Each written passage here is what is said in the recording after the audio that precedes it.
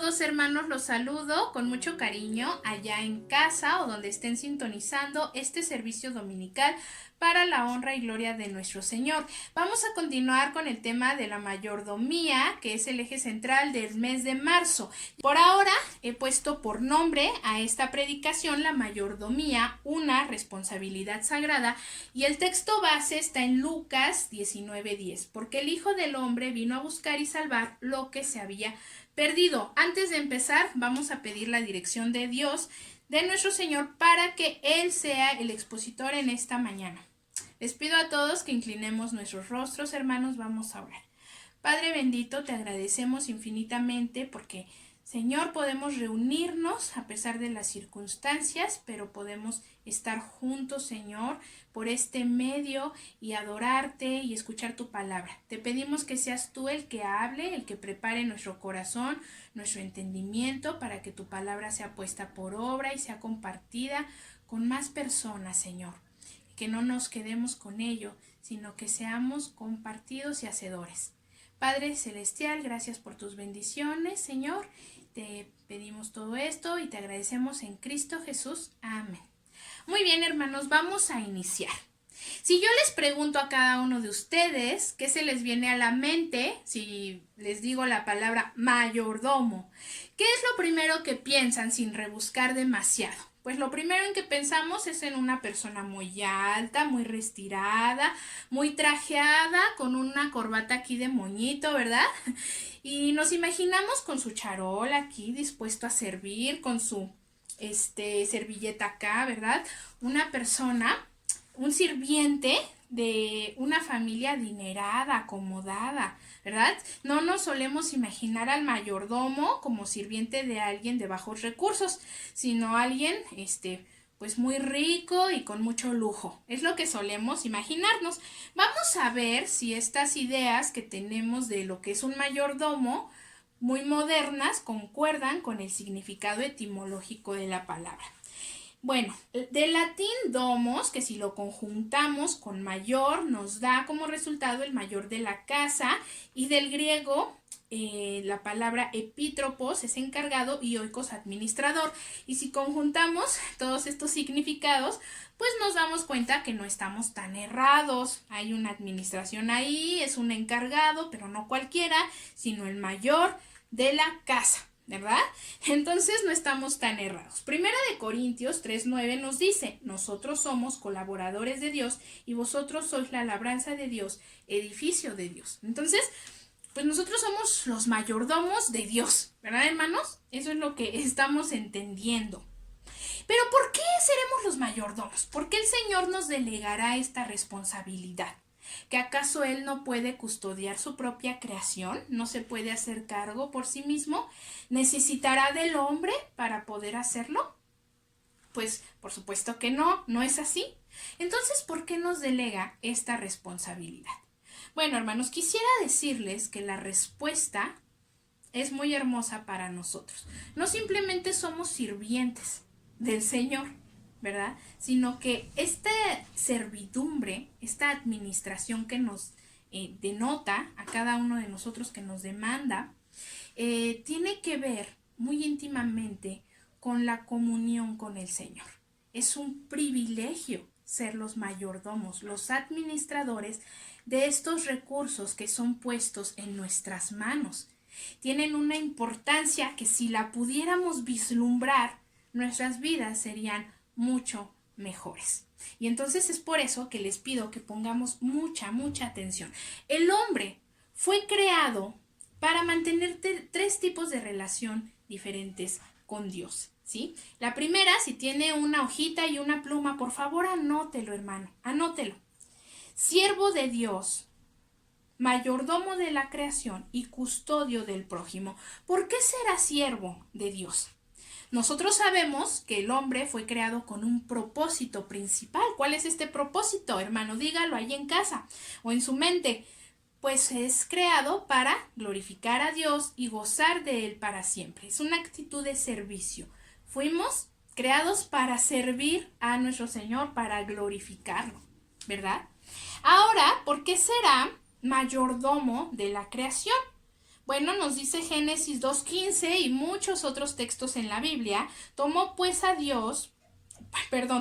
Jehová, Dios al hombre, y lo puso en el huerto de Edén para que lo labrara y guardase, ¿verdad? Entonces, pues esto es algo muy importante. Ahora, la tercera relación tiene que ver con custodiar al prójimo, ser custodios del prójimo. Dice el Señor, no es bueno que el hombre esté solo. Hagámosle una compañera semejante a él. Vivimos en comunidad, no vivimos aislados, solitos, ahí en un solipsismo extraño, sino que el Señor nos pone en comunidad. No es bueno que el hombre esté solo. Esto está en Génesis 2:18. ¿Verdad, hermanos? Ahora, bueno, y hablando sobre el prójimo antes de pasar al siguiente punto, el Señor ya en el Nuevo Testamento nos vuelve a reiterar, amarás al Señor tu Dios con todo tu corazón, con toda tu mente, con todas tus fuerzas y a tu prójimo como a ti mismo. Nuevamente ahí está la importancia del prójimo y esto está en Mateo 22:37. Pero aquí hay un principio, hermanos, fundamental. Muy bien, ya vamos entendiendo que somos mayordomos, ¿verdad? Y que el Señor nos ha creado con 3 tipos diferentes de relaciones para las cuales fuimos creados, fuimos encargados para esto. Pero ahora tenemos que siempre tener presente que si nosotros somos los mayordomos de la casa, pues ¿quién es nuestro Señor? ¿Quién es el patrón? Bueno, pues evidentemente, pues es Dios. Y quisiera leerles lo que dice Deuteronomio 10:14. He aquí que Jehová tu Dios son los cielos, y los cielos de los cielos, y la tierra, y todas las cosas que hay en ella.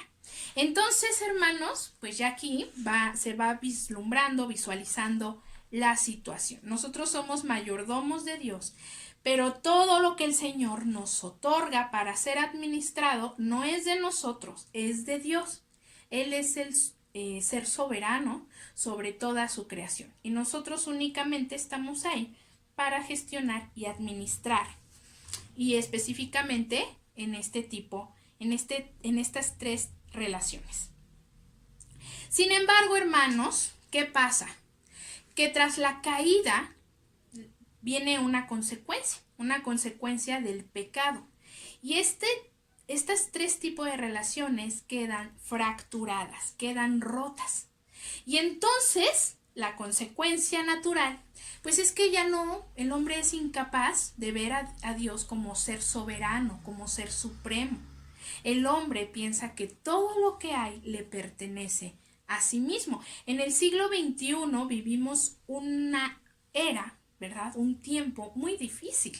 Si usted nota, pues a la gente le cuesta mucho trabajo otorgar a Dios, pues esta realidad de ser supremo y que es dueño de nuestra vida, ¿verdad? ¿Qué dice el hombre?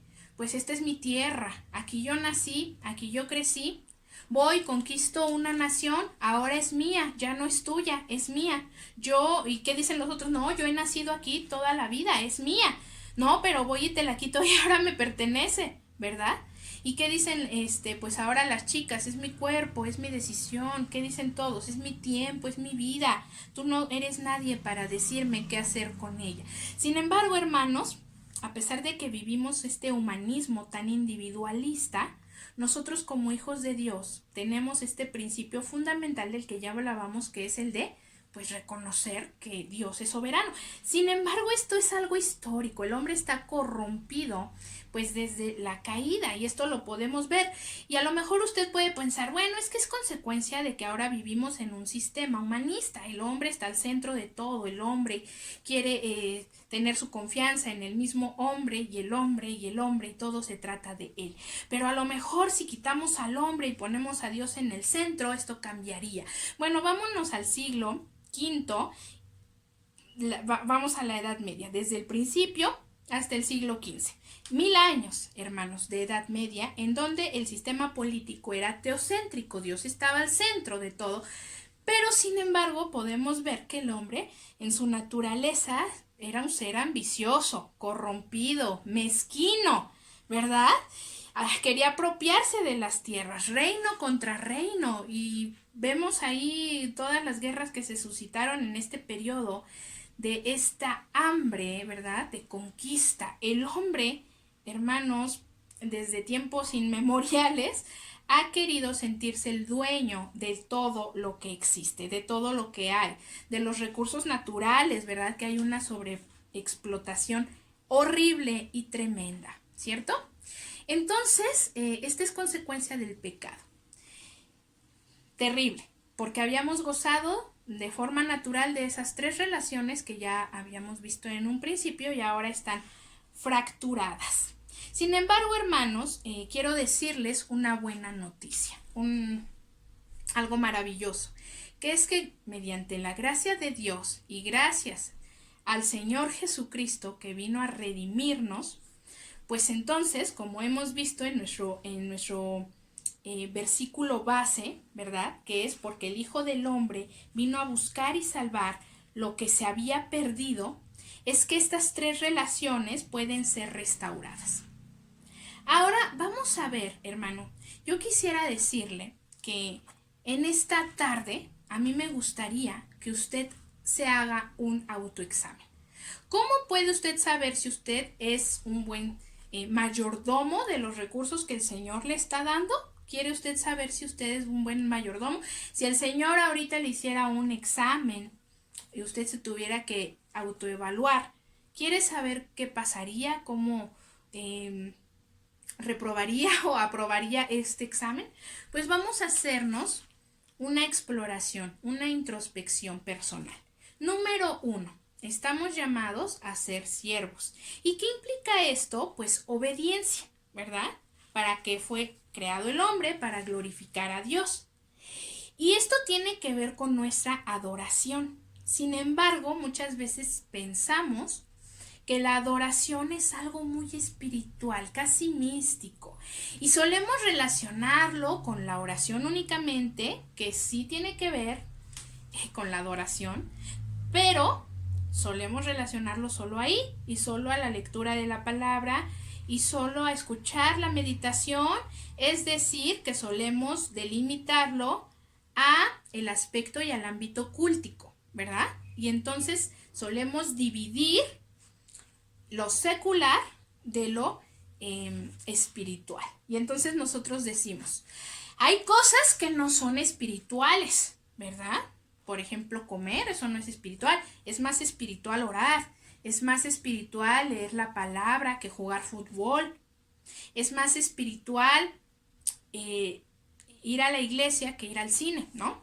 Por ejemplo. Y dividimos entonces lo secular, nuestra vida secular, de nuestra vida espiritual. Sin embargo, hermanos, yo quisiera decirles que un hijo de Dios no hace esta distinción. Un hijo de Dios adora todo el tiempo. Un hijo de Dios todo el tiempo y con todo lo que él hace está adorando. Es un adorador constante. Es un estilo de vida. No es algo que dejo para los domingos. No es algo que dejo para cuando leo la Biblia y me siento ahí muy en una comunión, en un momento con Dios. No, esta comunión es el todo de la vida, ¿sí? Y esto es algo muy importante. Déjenme contarles un ejemplo para que quede más claro. Hace mucho tiempo, pues yo asistía a una congregación, bueno, a una iglesia que se llama Pablo y Bernabé. Es una iglesia presbiteriana.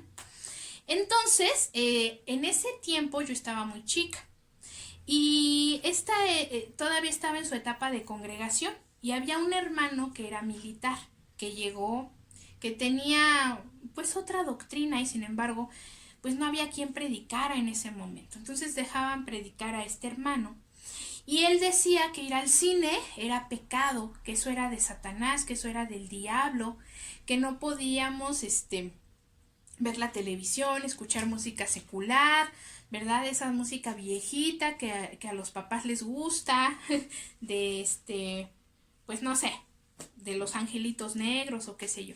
Bueno, esas que pasan en la estación de amor, todas esas que le gustan a mi mamá, pues él decía que no, que eran del diablo. Entonces yo una vez le pregunté, hermano, ¿Y por qué es pecado ir al cine? Porque en esa época los jóvenes de la congregación nos íbamos al cine todos juntos y disfrutábamos, queríamos pues fortalecer el compañerismo entre nosotros, hacer algo más, ¿no? Que nada más los domingos estar en la iglesia.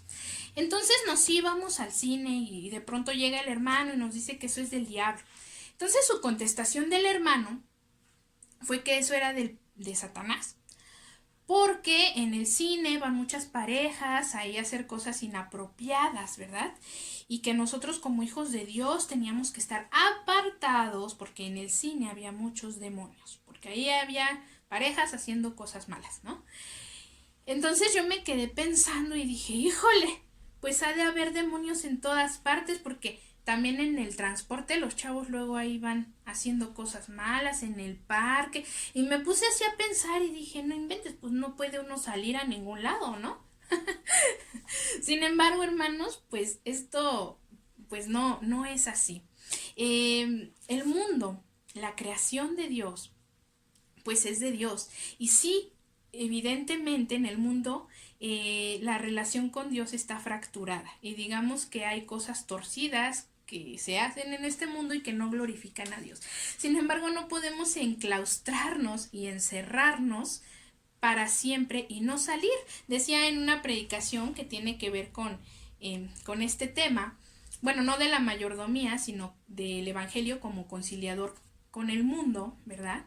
Decía yo que muchas veces las monjas, los monjes, los judíos ultraortodoxos se aíslan del mundo porque no quieren estar con pecadores, porque tienen este pensamiento. ¿Y qué decíamos que nos dice el Señor? No ruego que los quites del mundo, sino que los guardes del mal. Y Primera de Corintios 10:31 nos dice, entonces, ya sea que comáis, que bebáis o que hagáis cualquier otra cosa, hacedlo todo para la gloria de Dios. Sí, hermanos, entonces aquí yo quisiera pedirles que siempre antes de hacer cualquier cosa se pregunte usted por qué va a hacer lo que está a punto. Es decir, para que quede más claro.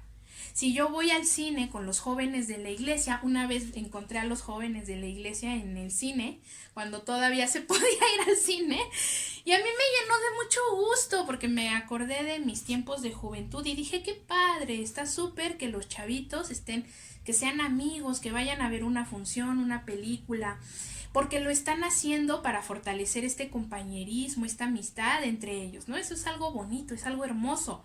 Entonces, si a mí me dicen, o le preguntan más bien a ellos, ¿por qué vas al cine con los de la iglesia? Y te dan esta respuesta, es algo maravilloso. Sin embargo, si le preguntas a un muchacho que no sea cristiano o que sea cristiano y que decida ir a un cine para adultos con sus amigos y tú le preguntas ¿por qué vas? Pues ahí no van a glorificar a Dios, ¿verdad? Hermanos, no tienen una buena intención. Entonces sí espero que se entienda el por qué haces lo que haces. Tú puedes ir al cine si tu intención no es mala, no ofende a Dios, sino que tu intención es buena. ¿Por qué abrazas a tu esposa? ¿Por qué trabajas? ¿Para dar sustento a tu familia? ¿Para que no les falte nada? ¿Tú crees que eso glorifica a Dios? Amén. Claro que sí, claro que glorifica a Dios. Ahora que si tienes un negocio ahí chueco, turbio, estarás para eso trabajas, para enriquecerte ilícitamente, pues evidentemente no, ¿verdad, hermanos? Entonces aquí de lo que se trata es, por supuesto, que el hombre tiende a esta inclinación al mal. Pero aquí es entonces que nosotros nos debemos preguntar, ¿para qué hacemos las cosas?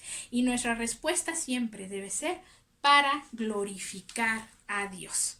Ahora vamos al siguiente punto, custodio del prójimo. Mateo 22 del 36 al 40. Maestro, ¿cuál es el más grande mandamiento en la ley? Jesús le dijo, amarás al Señor tu Dios con todo tu corazón y con toda tu alma y con toda tu mente. Este es el primero y grande mandamiento. Y el segundo es semejante, amarás a tu prójimo como a ti mismo. Y aquí, hermanos, quisiera decirles, a veces minimizamos este principio fundamental, este mandamiento del amor.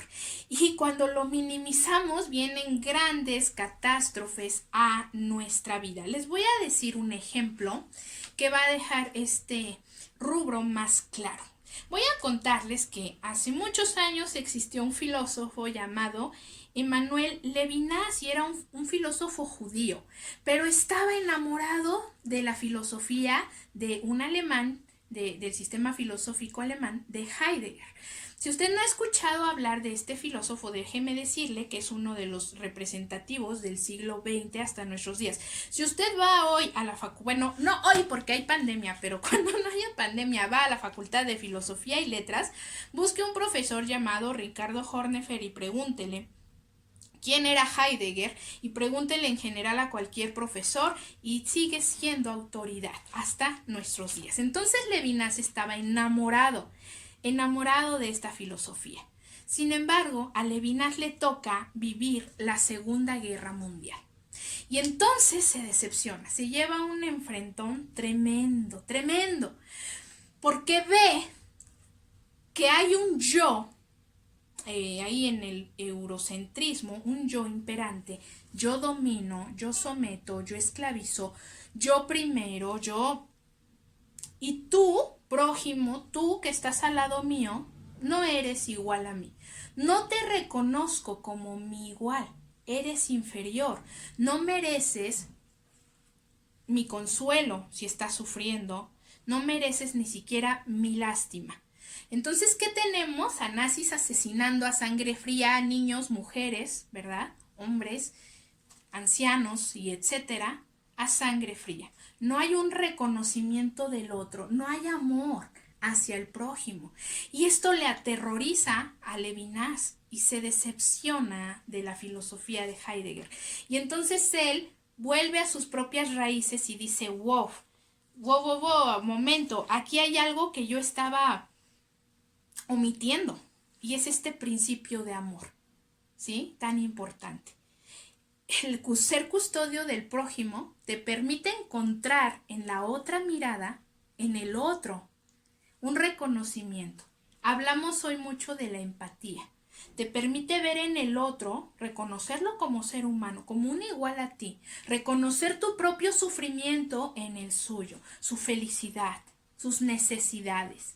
Y entonces dice Levinas, esto es maravilloso y entonces él implementa su propio sistema filosófico, ¿verdad, hermanos? Y eso es tremendo, tremendísimo.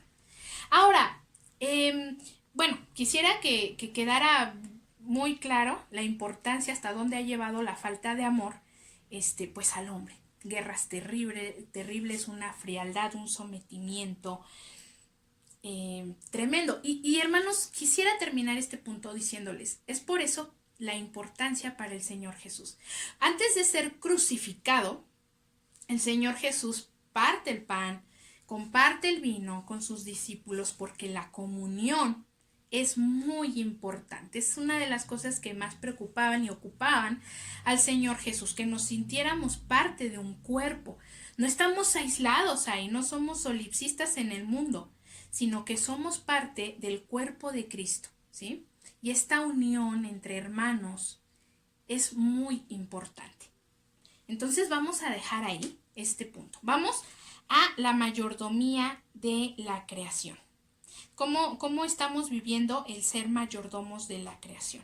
Si bien ser mayordomos de la creación evidentemente ocupa a los recursos naturales, tiene que ver con la naturaleza, ¿verdad? Que ahora, como decíamos, y dice Isaías, fíjense desde cuándo, ahora si lo viera ahora, imagínense, hermanos, la naturaleza, la creación gime con dolores de parto, ¿verdad? Gime, está sufriendo porque el hombre la tiene sometida. Hay una sobreexplotación de los recursos terrible y ahí la iglesia debería pronunciarse al respecto, ¿verdad? Ahí deberíamos analizar qué tanto estamos haciendo como mayordomos en este sentido de la naturaleza.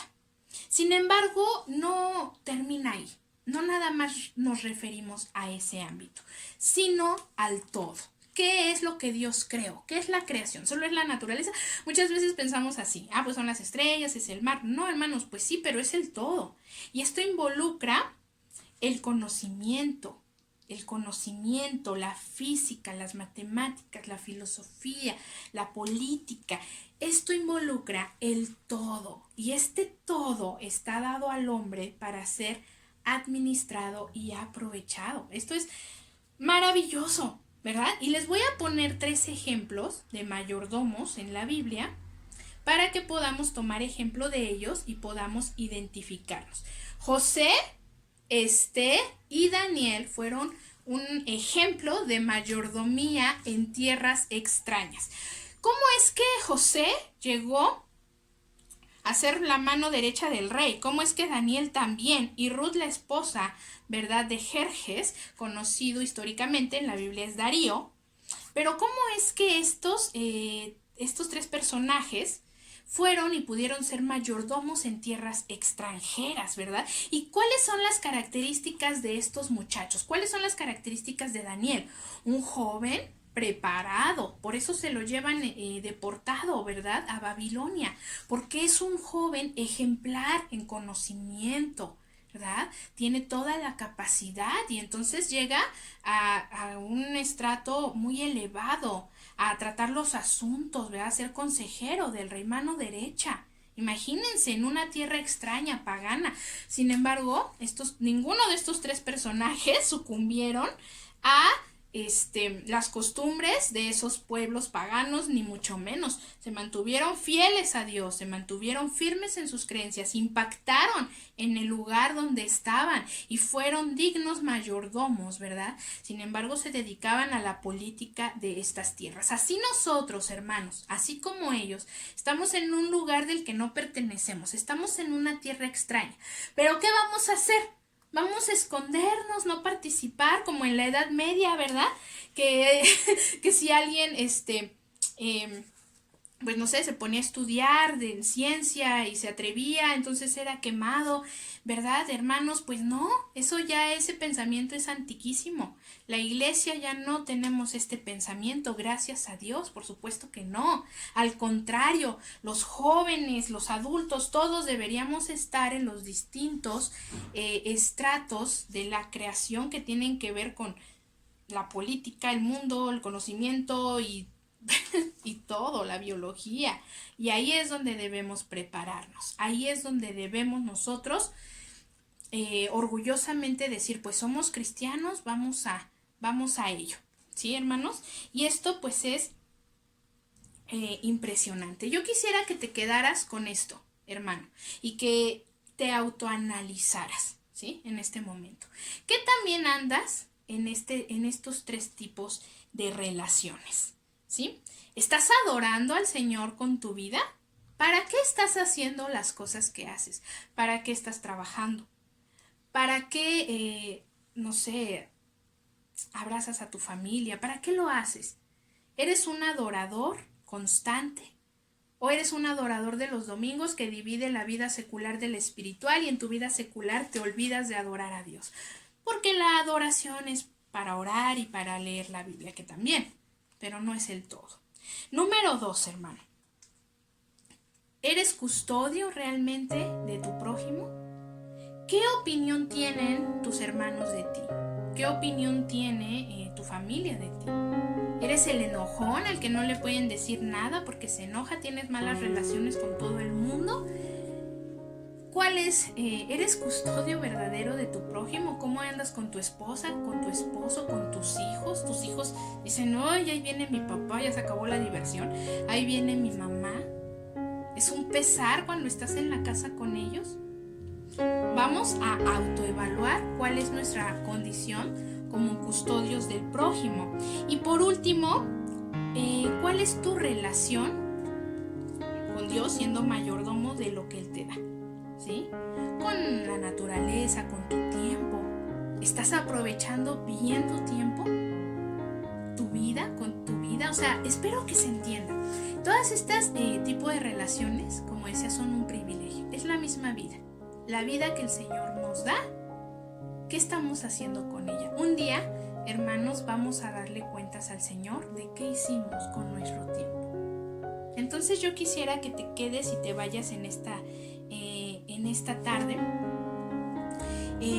haciéndote este autoexamen. Y si en algo has fallado de estas 3 relaciones con Dios, pues entonces te invito a que las restaures. Pídele al Señor que te ayude a restaurar tus relaciones fundamentales con Él, que te permitirán gestionar esta mayordomía con estos recursos que el Señor te está dando, porque algún día vas a tener que dar cuentas de ellos. Espero, hermanos, que esta predicación, que este mensaje sea de bendición para tu vida y que de ahora en adelante cuidemos estas 3 relaciones con las que fuimos creados para ser buenos administradores de lo que el Señor nos está dando. Hermanos, vamos a orar y que el Señor les bendiga. Bendito Dios, te agradecemos por esta tarde. Gracias por tu palabra, Señor. Te pedimos que podamos haberla entendido, Padre, y la podamos poner por obra. Gracias por todo, Señor. Quédate con cada uno de nosotros en Cristo Jesús. Amén.